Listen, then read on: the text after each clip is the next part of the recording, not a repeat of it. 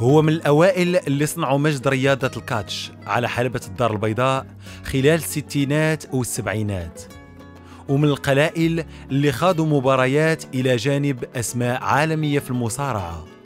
محمد ابن زهير الملقب بالحاج العبدي أو الملاك الأبيض. تزاد محمد العبدي بتاريخ 1946 بجمعة سحيم نواحي مدينة آسفي. عاش طفولة عادية في أسرة كان هو وحيدها، وتابع دراسته الابتدائية بمدرسة المعاريف بدرب السلطان. كنا ساكنين في الدار البيضاء، غير الوالد اختار على انه ملي الوالده بغات تولد مشى لتما لظروف باش تبقى ترونكيل، باش تبقى وسط العائله، لان في الدار البيضاء ما كاينش اللي قابلها ولا، فهذا هو الظرف باش تزاديت انا تما ومن بعد جينا هنا. ولكن بقات الوالد الله يرحمه كان متعلق بزاف بالباديه لان كان فلاح كبير، وكان نقال اي ترونسبورتور، عنده ترونسبور ديال الكيران. محمد العبدي كان كيعيش في وسط ميسور، الأمر اللي كيميزه على باقي أطفال الحومة اللي في سنه. مصطفى النجاري وضح لنا هذا الأمر أكثر لما قربنا من أيام الطفولة. ملي كنا صغار كنا كلنا متميزين، كل واحد متميز في حاجة. الحاج محمد العبدي كان متميز حيث أنه كان الأب ديالو الله يرحمه، يعني الحاج طاهر العبدي، كان من الأعيان ديال المدينة، حيث أنه كانوا عنده الكيران ديال الدار البيضاء صويرة. الشيء اللي خلى الحاج العبدي كان كيتميز علينا حيث أنه كان لاباس عليه شوية، كانوا عنده السيارات صغار، كان عنده الموتورات، كان عنده ملابس خاصة ديال الأعياد. كلنا قضينا طفولة مجموعين، كاين هو، كاين سعيد غاندي، كاين واحد المجموعة ديال الأبطال اللي كبروا في الحومة. هذا الطفل كانت أولوياته منحصرة ما بين اللعب والدراسة، وبهذا الشارع قضى الحاج العبدي معظم ذكريات طفولته إلى جانب أصدقائه سعيد غاندي ومصطفى النجاري، ومارسوا كرة القدم كباقي الأطفال اللي في سنهم قبل ما يتغير مسار كل واحد فيهم. كنا نلعبوا الكرة في واحد، كنقولوا واحد الدرب، وكان عندنا واحد السيد في الدرب كيبيع اللوبيا والعدس والمناضه، وكنلعبوا شكون الفرقه اللي تربح وداك الشيء، وكانوا معنا لاعبين قدام. وكان ديك الوقت كانت فين واحد كنا نقولوا الكديه فين تمنت المقاطعه دابا، كان حنا قريقوان الفوق وحنا ودرب السلطان حنا صراغنا لتحت، وحنا كنتحاربوا في رمضان. كان كيجي المدفع تما باش كيدير المدفع باش كيعلن على الفطور، وحنا كنتحاربوا، وحنا ولاد لوسيعه كنقولوا المدفع ديالنا، وقريقوان كنقول، وملي كيجي المدفع كنبداو نتشايروا بالحجر، كل واحد كيقول لها المدفع راه هو ديالو. بعد ذلك ملي بدينا كنكبروا شويه بداو الاختصاصات، كل واحد كيتخصص في واحد الرياضه. انا اتجهت لسباق الدراجات، غاندي لكرة القدم، شناني ابراهيم وبرام ابراهيم اتجهوا للجمباز. الحاج العبدي اتجه تقريبا نقولوا لا ليت وانما الكاتش. الاتجاه للكاتش بالنسبة للحاج العبدي بدا في نهاية الخمسينات، وبدا عن طريق الصدفة لما تعرف على نادي خاص برفع الأثقال والملاكمة. في أواخر 59 في شارع الحسن الثاني، في لاسيورونس اللي كاين حدا اوليفيري، هذيك الساعة كانت لايسي، ما كانش هذيك الساعة، ما كانش البناية، كانت غير واحد هانغار كبير كان فيه المصارعة والبوكس والالتيروفيلي. انا دزت تما برازار، غير دزت تما دخلت تما كنتفرج، عجبني البوكس، تسجلت في البوكس. كان هذيك الساعه المرحوم عمي الله يرحمه، وكان واحد الاخ الله يطول عمره هو عبد الكريم ديال الوداد اللي كان كيدير الالتيروفيلي وكيدير لالويت. تعرفت معاهم وانا صغير هذيك الساعه، تعرفت معاهم وداك الشيء كتسمى. واحد النهار يلا درت شي 10 ايام ديال البوكس، واحد النهار رجعوا عندي قال لي ودي انت ولد صغير وداك الشيء البوكس مع وجهك وغادي يضربوك وداك الشيء، اجي معنا للمصارعه. وكان هو هذاك الخويته تيمشي للمدرسه ويجي يعمل المصارعه لا ليت لا كريكو رومان، ومن بعد تنجي نضربوا من تما، تنمشي حتى هو تيتفرج فيا ملي تنمشيو نلعبوا في الكاس اوتيل دونيس في شارع زنقت علال من عبد الله، كان تيري لولوز. ومن بعد عجبو الكاس، قال لي غادي، قلت له خلي حتى ندوي مع المونترينور الفرنساوي الشيطاني. وديك الوقيته دخلنا، كان اسمه مصطفى الهبطي وطاني وداك الشيء. قلت له الله يخليك راه تا ساليت لونترينمون ديالي، قلت له الله يخليك راه بغيت واحد الصديق ديالي ومصطفى الهبطي تيعرفني تلعبدي وتيعرفوه هما في لا لوت، كان شامبيون دي ماروك في المصارعه الحره. ومن بعد قال لي يقدر يجي يتريني ويني اللاعب ما يلعبش. علاش؟ قال لك باقي اسمو لو بوا ديالو خفيف ما ثقيلش. ايوا قلتها له، قال لك لا خصني نشوف هذا. قلت له غادي تبدا تجي تريد معنا، راه انا راه كنت نطريد عام عاد بديت نعمل لي كومبا. بدات يجي تريد معنا وداك الشيء وتعمل لا لوت ويجي يعمل الكاس. هو ملي بان تقريبا ديك الساعه كان لا لوت شويه، بدا كبطل كيمارس الهوايه ديالو ديال الكاتش، بدا مع السوسي ومع الهبطي ومع اسماء كبيره تقريبا هما اللي شجعوه باش يمارس هذه الرياضه. الاقبال الكبير اللي كانت كتعرفوا رياضه الكاتش من طرف الفرنسيين والاسبان المقيمين بالمغرب ساهم بشكل قوي في بروز الحاج العبدي، خاصه لما تعطاته فرصه ابراز مواهبه الرياضيه لاول مره على حلبه المصارعه. وهذيك الكومبا انترناسيونال كانوا فيها جوج ديال لي اسبانيول، كان توا لانديا، واحد ماشي توا كاين لانديا امريكا، وكاين توا لانديا اسبانيول. هذا بوخرساق تيقولوا له بوخرسا، تيدير الخرسه في المنخر ديالو. هذيك الوقيته قلت له انا اللي غادي ناخذ لا ريسبونسابيلتي، غادي يلعب معايا مع هذوك الجوج. هذوك شويه كانوا دي فولتيجور، هو يفي الفولتيج تا هو خفيف وانا كنت خفيف. هذيك الوقيته غادي نتلاقاو مع الاخرين، غادي يكون. قال لي تي برون لا ريسبونسابيلتي، قلت له ناخذ لا ريسبونسابيلتي. ولينا تنمشيو نتريدو بعضياتنا، حتى مشينا في مزيان، شدنا السوف ديالنا، دخلنا الفيستير، هو مخلوع. قلت له انا ما تخاف والو، غير المسائل شتي شي حاجه مد لي يدك وانا ندخل، منين نشوف شي حاجه انا نمد لك يديا ودخل حتى نتايا ونتعاونوا بعضياتنا. صافي كان هو داهش النوبل ولا لا بروميير كومبا، منين شاف هذوك لي سبيكتاتور تيغوتوا الدنيا ماشي بحال لا لوت تيكونوا 10 15 واحد، ولا تما 10000 7000. وهذيك الوقيته خرجنا الكومبا ديالنا كانت هي المزيانه. ثاني مباراه هي اللي كانت مهمه، هي اللي لعبت في فاس، ولعبت مع واحد يهودي نسيت سميتو. المهم خاض ليا واحد لابريز من يديا. ديك الساعه انا كندير المصارعه، كندير لا لوت، وهو لا لوت في شكل، والكاتش فن. الكاتش فن ماشي عنف، فن. خصك تكون فنان. اذا ملي ندير انا واحد اللعبه خصك تتبعني في هذيك اللعبه باش ما توقعش لك عطاب، ولكن تقلب على ان كونتر اللي يفكوك.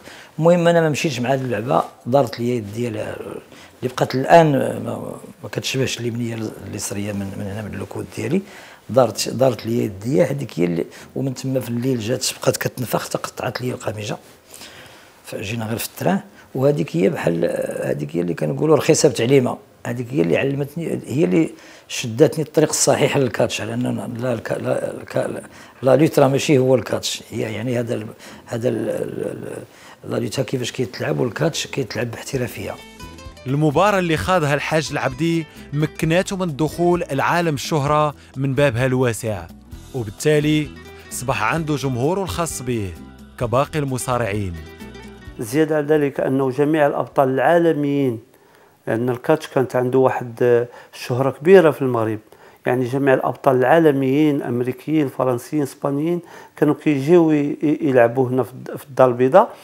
ونظرا لأن الحاج العبدي كان يعني لاباس عليه، كان دائما كيعرض عليهم الدار ديالو، كيعمل لهم الولائم، كيعزمهم، كيبقاو عنده في الدار، ما كيمشيو لا لوطيل لا والو. نهار تعطل الكاتش ولات عنده واحد السمعة طيبة بزاف مع هو باقي صغير وجميل في وجهه وكلشي، وحتى في الكور ديالو الداد ديالو. هو كان كيجبد الجمهور بزاف، عطا واحد الضربة. كان قبله كانوا ناس كانوا أبطال وكانوا هذا، ولكن ملي جا هو مع الأورغانيزاسيون هذا ولا عنده واحد الجمهور كبير في لافوار. كاملوا في لافوار هذيك الساعة ما عندناش صار بوبارت ولا هذا، كنمشيو لافوار. كنا حنا صغار كنمشيو نتفرجوا فيه في لي غالا اللي كانوا كيتعملوا في لافوار، في المعرض الدولي اللي كان في المدينة. كنا كنمشيو نتفرجوا فيه، وكان متميز على جميع الأبطال حيث أنه الخفة اللي كانت عنده كان يعني متميز. صباح محمد العبدي مواظب على المشاركات في هذا النوع من المباريات، واللي كانت كتقام بفضاء المعرض الدولي لمدينة الدار البيضاء، وبدا كيجلب اهتمام بعض المصارعين الأجانب اللي استقطبوه بدورهم لإسبانيا سنة 1964. كان واحد كيقولوا لي غاياردو برتقيزي، وكان طاولانديان اللي هو باص باليوني ومو انديان، وكان مورلانس واحد اسبانيول، وكان هذا خيسوس تشوسن. ومشينا في رونو فلوريد. كانت واحد الكونترا ديال 25 يوم، ومشينا لإسبان. تلقاو لينا الناس هذاك لونغاليزاتور ولي كاسور وداك الشيء قبل من الكومبا ب3 أيام. تلقاو لينا، مشينا داونا سارونا لعبنا النبلوله في خيخون في الحداده ديال البرتقيس. مشينا من تما الحداده ديال البرتقيس، لعبنا هذيك الوقيته في الحداده ديال البرتقيس. طلعنا في لي زارين، ملي طلع لنا الرينغ بدات تصب الشتا. انا هذيك الوقيته عندي الصباط جديد مع الشتا تصب، والطابي عمر اسمو الجلد ديال الصباط ديالي تنفخ، وليت فين ما يصبر فيا لادفيرسير تنزلق بزاف. بغيت نحيد اسمو ما خلاص، ولي عليا عيب البانت تيشوت فيا.